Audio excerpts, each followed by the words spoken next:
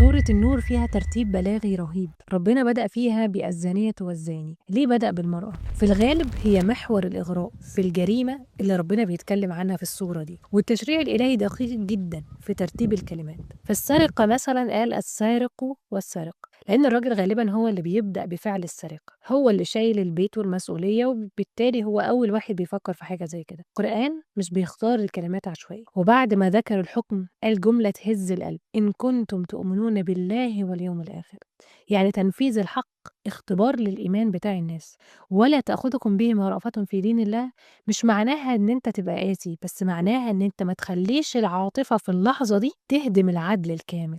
في فرق بين الرحمة الحقيقية وفي فرق بين الرحمة الحمقاء اللي بتسيب الشر ينتشر. في ناس كتير جدا بتموت على الحدود بشكل لا مبالغ فيه، في ناس بتموت من الأوبئة والأمراض والفقر والمجاعات، وفي مسلمين بيقتلوا في كل مكان في العالم على يد ناس كفار عادي. إلا إن لما المسلمين يجوا يطبقوا أحكام ربنا اللي هو شرعها وخلقهم وعارف إيه اللي يصح ليهم، بيبدأ الغرب يتكلم ويقفوا لنا ويقولوا لنا لا لا لا، أصل الدين بتاعكم ده متشدد وصعب.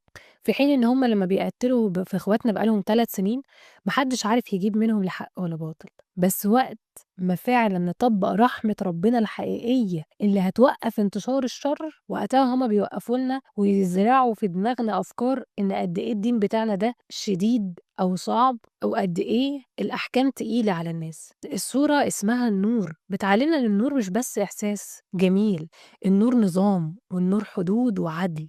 أكتر الناس اللي بتجادل في تطبيق الحدود هي أكتر الناس اللي حاسة ومتأكدة إن هي هتقع في الذنب ده، وعشان كده مش عايزة الحكم ده يتطبق، لأن هيجي عليها في يوم من الأيام، في حين إن الحكم ده بيحمي ناس كتير جدا من الوقوع فيه. هحكي لكم لقطة صغيرة قوي في كتاب اسمه فن الحرب. الكتاب ده لو سمعتوا بس المقدمة بتاعته عن قد إيه الكتاب ده عظيم وقوي ورهيب وبيتدرس في الجيش الأمريكي وكل الجيوش اللي في العالم تقريبا، مش هتصدقوا قد إيه إن الكتاب ده يعني هتنبهروا، اللي هو إيه ده، أيوة الكتاب ده بيقول إيه بقى. من أول السطور وأول الصفحات اللي قرأتها فيه كان في قائد.